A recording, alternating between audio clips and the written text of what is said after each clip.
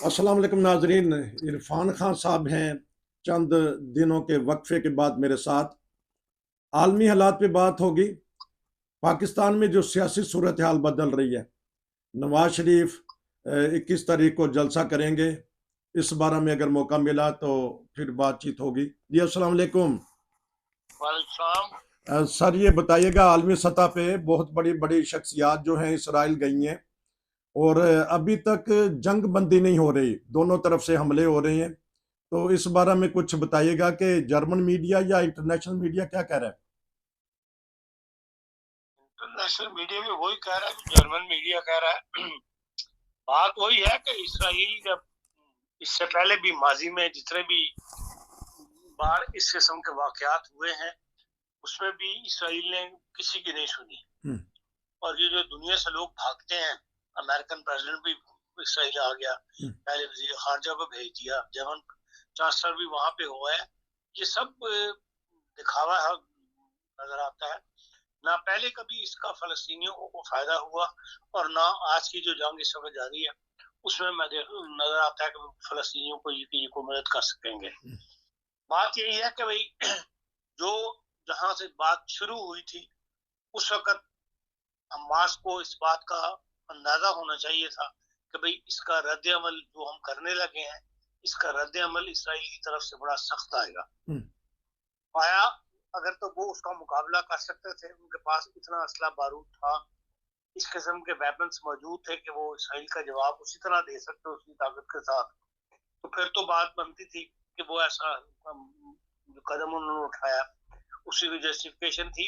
वरना कमजोर इंसान, कमजोर मुल्क, माशी तौर पर भी कमजोर, इकसादी तौर पर भी कमजोर, सियासी तौर पर भी कमजोर, और तो और जो असला साजी वाले उसके लिहाज से भी कमजोर हो, जंग के लिहाज से भी कमजोर हो, उसको इतना बड़ा नाम उठा के अब ये है कि इसराइल जब बदला लेने पे आता है तो वो ये नहीं देखता, ना किसी की सुनता है, ना जो उन्होंने करना होता है फिर वो करके रहते हैं। नजर यही आता है बज़ाहिर कि भाई ये हमास वाले जो हैं ये इसराइल के ही हाथों में वो बने हैं। अच्छा। इसराइल ने एक्शन लेना था इसराइल को यहाँ पर हमास के ऊपर, और उसने हमास से ये काम करवाया। और अब ये है कि जो आम फलस्तीनी बेचारा है, आम गरीब फलस्तीनी, वो पिसके रह गया है। आज ही यूनाइटेड अक़वाम मुत्तहिदा की अपील है कि भाई 1 लाख से ज्यादा बच्चे, 1 मिलियन बच्चे जो हैं वो मुतासरीन में शामिल हैं। और अपील की उन्होंने कभी 2-2, 3-3 पाउंड ही हक में दो, लेकिन इन बच्चों को मैं मुस्तक़बिल महफूज करने के लिए, इनको जख्मियों को बचाने के लिए, बच्चों को करने के लिए हमें 1-1, 2-2 पाउंड की भी जरूरत है। वो लोग वही हमें दे। पूरी दुनिया से यूनाइटेड नेशन की अपील है। अच्छा। अब 1 मिलियन बच्चा वहां पर, 3,000 से ऊपर फलस्तीनी शहीद हो चुके हैं, मतलब जख्मी हो चुके हैं, 1,000 से ऊपर कहते हैं 1200-1300 जो है वो शहीद हो गए। अब इसराइल का तो आप इतना बड़ा नुकसान नहीं कर सकते ना जितना इसराइल ने आपका कम कम कर नुकसान कर दिया। इसलिए मुकाबला वहां करना चाहिए जहां मुकाबल की चीज हो। फलस्तीनी अभी तक बहुत ही कमजोर हैं, कमजोर सोसाइटी है, कमजोर कम्युनिटी। उन्हें इस 1967 में जो पहली बार हुई थी इनके साथ, इसराइल के साथ, उससे लेके 67 से लेके आज तक इसराइल ने टेक्नोलॉजी में, जो वार टेक्नोलॉजी है उसके अंदर भी किस कदर तरक्की की है, और जो मुकाबला है वो फलस्तीनी, उसने क्या तरक्की की है। वो तो आज भी वहीं खड़े हैं जो 1967 में खड़े हुए थे, आज भी रोटी पानी के लिए मोहताज है दूसरों के। तो ऐसी कुव्वतों के साथ मुकाबला नहीं करना चाहिए, बल्कि वाहिद रास्ता उनके साथ यही होता है कि सुचनीत को जारी रखें कि ऐसे इकदाम उठाए जिससे अमन को फरोग हासिल हो और लड़ाई झगड़े की तरफ कैफियत ना जाए। अपने आप को महकूम बनकर रहना पड़ता है ऐसी कौमों के सामने, और अब भी तो महकूम ही है ना। मार खाने के बाद भी महकूम ही रहना, तो फिर मार खाए बगैर ही महकूम होकर जिंदगी गुजार लो। बहरहाल जो हुआ है बुरा हुआ है, और इसके अंदर जितनी भी बड़ी ताकतें इन्वॉल्व हैं, अगर ये चाहती तो इसराइल ने जो पिछले 2 रातों में बमबारी की है अस्पतालों वालों पर, वो ना करता। लेकिन इसराइल ने इन बड़ी ताकतों के, मैं नहीं मानता कि इनके इल्म में नहीं था, इनके सब इल्म में था कि इसराइल ने क्या एक्शन लेना है या क्या एक्शन इसराइल लेने जा रहा है। लेकिन ये उसको नहीं रोकते, इसलिए कि अमेरिका में तो इलेक्शन सर पर खड़ा हुआ है, 1.5 साल से कम रह गया इलेक्शन के लिए, तो जाहिर है कि वहाँ इलेक्शन की मुहिम है, और जो बाइडेन साहब जो है वो मोहताज है जू वोट के, तो वो तो कभी भी फलस्तीनियों को सपोर्ट नहीं करेंगे।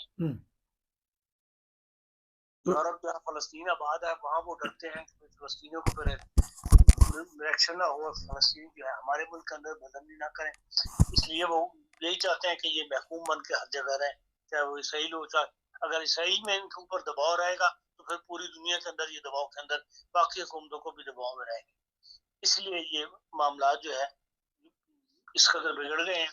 और जैसे कहना चाहिए कि भाई हम तो एज ए मुसलमान एक अफसोस ही कर सकते हैं, लेकिन इस अफसोस के अंदर जो है उस फलस्तीनियों का अपना बुरा जो है वो फेल जो है वो ज्यादा है। मुझे नहीं पता कि आपने देखा है कि नहीं देखा, जो जर्मन अखबारात में जो वीकली अखबारात मैगजीन छाया होते हैं, स्टर्न है, बाउंटी है, उनका जो 42 शुमारा है, 43 शुमारा है, उसके अंदर उन्होंने ऐसी तस्वीर शाया की हैं कि जिस बर्बरीत का मुजाहरा किया गया है हमास की तरफ से, उसकी तस्वीरें उन्होंने शाया की हैं, दिखाया कि किस तरह औरतों को जब ये अंदर दाखिल हुए हैं, इन्होंने औरतों को जिंदा पकड़ा है, उन्हें मारा है और उनको बरहना किया उन औरतों को। उनकी तस्वीरें शायद, अब ये मुसलमान होके इस किस्म की हत्या करना, फिर जो मर्दों को मारा है उनकी लाशों को मोटरसाइकिलों की पिछली सीट के ऊपर लटका हुआ, आधी लाश एक तरफ लटक रही है, आधी लाश एक तरफ लटक रही है, उसको लेके वो अपने गजा के इलाके की तरफ जा रहे हैं और दुनिया नाच रही है और मोटरसाइकिलों को देख कर खुश हो रहे हैं फलस्तीनी। अब ये कहाँ का इस्लाम है? अगर इस किस्म की हत्या करोगे तो खुदा की मदद कैसे आएगी आपके लिए? इससे तो अल्लाह ताला को नाराज करने वाली हत्या है। और यही बात है कि अब कहा जा रहा है ये सूरत फील पढ़ो और फलानी सूरत पढ़ो और इतने 1000 दफा पढ़ो ताकि खुदा की मदद आए। खुदा की मदद तभी आती है कि आप भी खुदा ताला के अहकामात के मुताबिक जो है वो जंग की हालत में भी जो अहकाम खुदा ने दिए हैं, जो रसूल करीम सल्लल्लाहु अलैहि वसल्लम ने बताया है कि दुश्मन के साथ जंग के अंदर भी इन मामलात का ख्याल करो, उसका आप ख्याल ना रखें और वो ऐसी ऐसी तस्वीर जो है वो दुनिया के सामने जाए, तो फिर ना तो दुनिया की हमदर्दी आपको मिलेगी और ना ही आप खुदा को राजी कर सकेंगे और ना ही खुदा की मदद आपको मिलेगी। जंगी असूल का दोनों तरफ से ख्याल नहीं रखा जा रहा है। आपने हमास का भी जिक्र किया, इसराइल ने भी खूब बमबारी की है, हजारों के हिसाब से, जिस तरह आपने कहा कि शहीद का लफ्ज इस्तेमाल किया है, 3500 के करीब कहते हैं शहीद हो गए हैं और हजारों के हिसाब से जख्मी है। बड़ी बड़ी ताकतों वाले वहां चले गए तो उनको शटअप कॉलोनी दी गई और कल वो जा रहे हैं इंग्लैंड के, यूके के, बरतानिया के वजीर आजम इसराइल में आएंगे। तो पहली दफा ऐसा देखा है कि जंग बंदी के लिए थोड़े से इलाके के लिए इतनी बड़ी बड़ी ताकतें इकट्ठी हो रही हैं। आपको किसने कहा कि वो जंग बंदी के लिए इकट्ठी हो रही है? ताकतें तो अगर जंगबंदी करनी होती तो यूनाइटेड नेशन जो सलामती काउंसिल का 2 दफा इजलास हुआ है, दोनों दफा वीटो इस्तेमाल हो गया वहां पे, फिर वो ना होता। अच्छा, मतलब ताकतें जंगबंदी नहीं चाहती, इस वक्त इसराइल को सपोर्ट कर रही है। अच्छा, जाते हैं ये इसराइल को सपोर्ट करने जाते हैं, उसको यकीन दहानी कराने जाते हैं कि हम तेरे साथ हैं। तो फिर इसका अंजाम क्या होगा? रुक जाएगी 2-4 दिन में, क्योंकि ईरान भी अपने दांत तेज कर रहा है, क्या होगा फिर? कुछ नहीं हुआ, मैं नहीं समझता कि जो सूरत हाल पैदा होगी उसमें ईरान जो है वो मुदाखलत करेगा। इसी तरह फलस्तीनी बेचारे मार खा खा के आखिर खामोश हो जाएंगे, जब उनकी तरफ से बिल्कुल ही जमीन से लग जाएंगे इसराइल भी चुप कर जाएगा।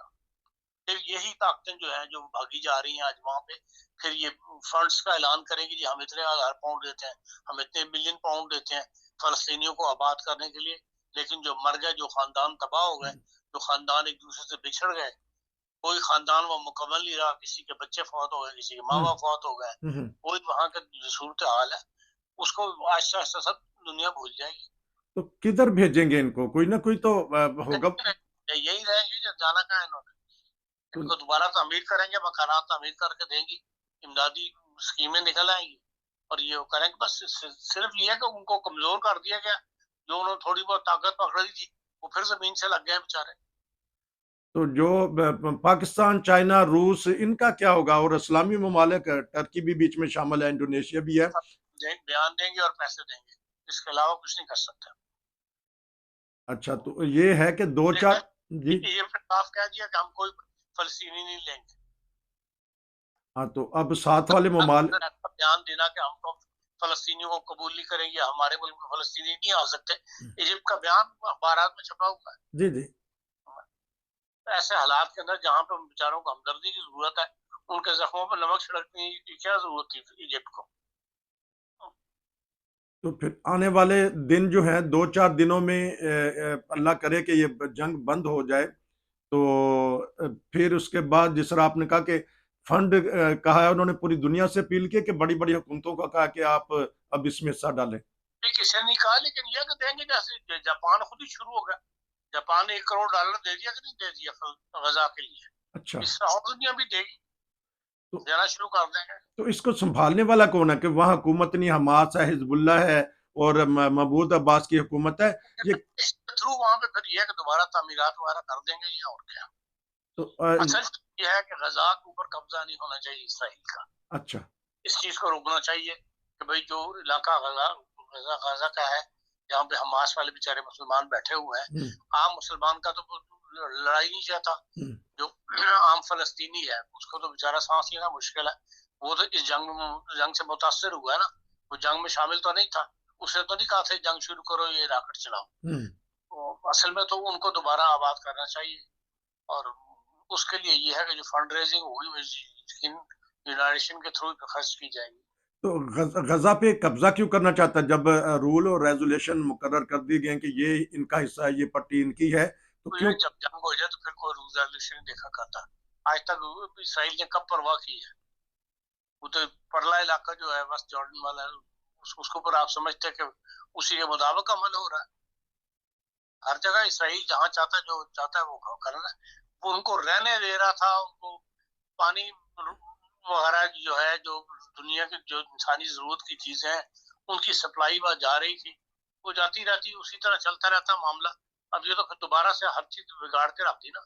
जब जंग हो जाए तो पहले मुआहदे शुआहदे खत्म हो जाया करते हैं। अब ये तो ये है कि नई ताकतें जो नई वो करेंगी। अब वो जो है इस्माइल हानिया, उसके कहते हैं खानदान के 40 आदमी जो है वो हलाक हो गए जंग के अंदर। ना कोई बच्चा बचा है, ना कोई बच्ची बची है, ना कोई बूढ़ा बचा है। उसी के मकान पे उन्होंने जबरदस्त बमबारी की है यहाँ तक। तो ये तो इनको कमजोर करने के लिए ये कदम उठाया गया है, और जाहिर है कि फलस्तीनी हमास और पीछे चला जाएगा। कमजोर करने के लिए इरफान खान साहब बताने के ये हमला किया गया। अब बताइएगा, पाकिस्तान की थोड़ी सी बताइएगा सूरत हाल। नवाज शरीफ साहब को अदालतों ने रिलीफ दे दिया है और वो अब आसानी से जलसा कर सकेंगे। क्या देख रहे हैं आने वाले हालात? नहीं, क्या रिलीफ दिया अदालतों ने? तो उन्होंने कहा कि ठीक, हम हफाजती जमानत देते हैं। तो फिर जो 21 तारीख को खतरा था कि वो उनको गिरफ्तार कर लिया जाएगा, उससे उनकी जान छूट गई है। ठीक है, मुकदमे खत्म तो नहीं ना हुए, इसका मतलब गिरफ्तारी तो किसी वक्त भी हो सकती है। तो वास्ती जमानत तो कोई लंबी जमानत नहीं होती। बहरहाल वो वहां उतर रहे हैं, उन्होंने वो नहीं चाहती नून लीग के भाई एकदम ही उनको गिरफ्तार कर लिया जाए और उनका तमाम जो खेल धरा का धरा रह जाए, इसलिए उन्होंने हिफाजती जमानत करवा दी है। मुझे मेरे इल्म में नहीं कि हिफाजती जमानत कितने दिन की जमानत दी है इस्लामाबाद हाई कोर्ट ने। 2-4 दिन के लिए, ताकि वो 21 तारीख गुजर जाए। पहले उन्होंने लाहौर उतरना था, अब इस्लामाबाद का है। देखते हैं क्या बनता है। खान साहब आपका बहुत शुक्रिया, आप मसरूफ हैं, तो दोबारा आपसे तबसरा लेंगे। नसीर को इजाज़त दीजिए। अस्सलाम वालेकुम।